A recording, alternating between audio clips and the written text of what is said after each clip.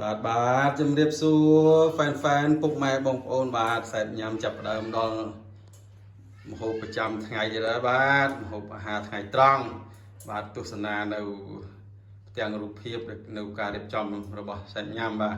ថ្ងៃនេះសម្លសាមញ្ញទៀតបាទបែប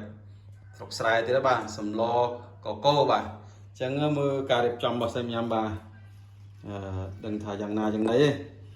មានបន្លែមានគ្រឿងបាទដូចជានេះគឺទឹកក្រីគ្រឿងបុកនេះប្រហុកនេះទឹកក្រូចដេងខ្ទឹមសម្ទេសបាទដោយសារសាច់ញ៉ាំចូលចិត្តញ៉ាំម្ទេសហើយនេះកូលីងផ្នែកបន្លែបាទផ្នែកបន្លែវិញនេះហៅថាបន្លែគ្រប់មុខមានល្ហុងមានខ្នុរមាន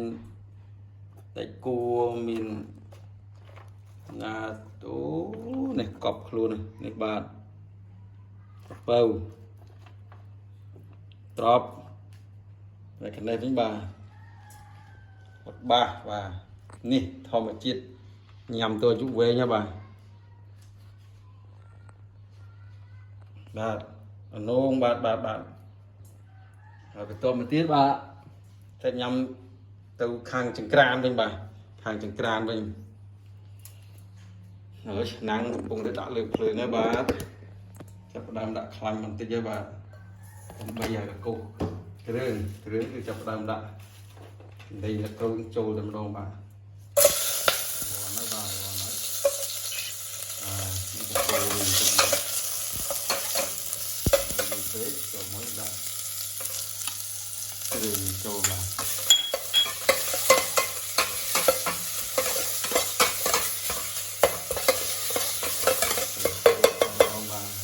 គឺដាក់ប្រហុកបាទប្រហុកដាក់មកមកបាទហើយថែមទឹកត្រីធម្មជាតិមកក្មេងនឹងងាស់ឲ្យបាទច្រើននេះក៏បានដែរបាទហើយបាក់ដាក់ខលជែកមកអំបិល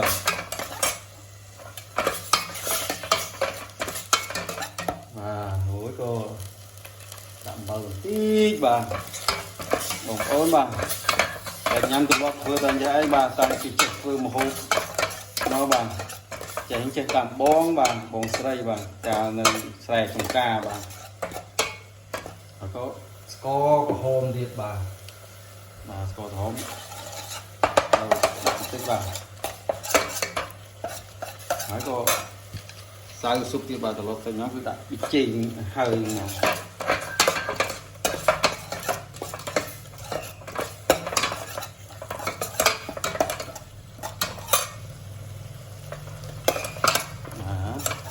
ឥឡូវតែញ៉ាំចាប់ដើមដាក់ត្រីហើយបាទដាក់ត្រីហើយត្រីមានត្រីម្លែងនេះត្រីក្រាញអញ្ចឹងដាក់ត្រីម្លែងមានក្រាញទៀតបាទ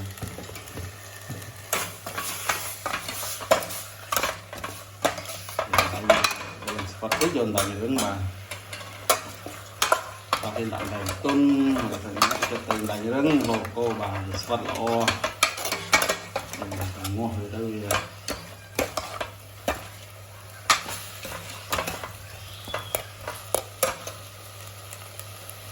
ទីមកដាក់ត្រីក្រាញ់តនេះបា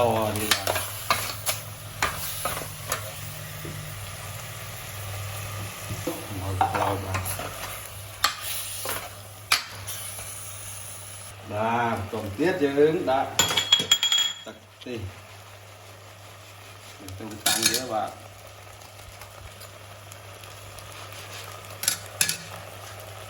មកបាទ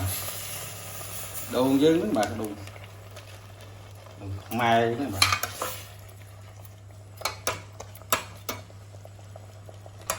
យើងស្កត់វាមកបាទពុះនេះបាទបន្ទាប់មកចាក់ទឹកខ្ទិះចូលឲ្យអស់ហ្មងបាទដល់ឡើងភ្លឺវាខ្លាំងបាទទឹកខ្ទិះយើងពុះមកបាទ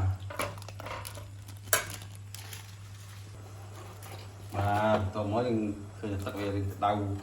ទឹកខ្ទិះពុះហើយបាទដាក់បន្លែចូលមកបាទនេះដាក់មុនគេមកបាទ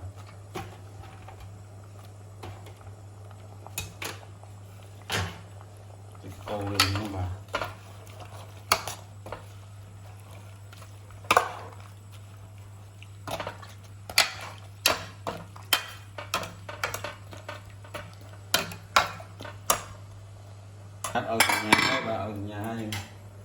chụp đầm cục vào liền tích bà tróp nhôm và put làm nhôm và hào tập put làm nhôm mà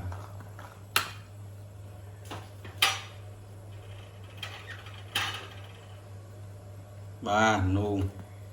lại không chiết lại dụ quên bà bông bông nào cho các nhà mà lố mà dụ quên mà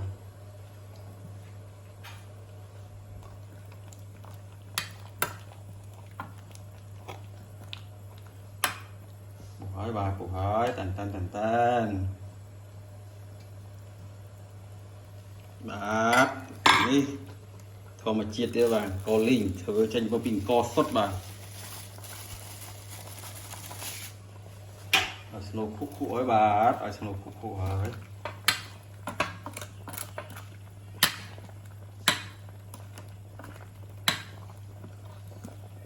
snow khúc ấy bà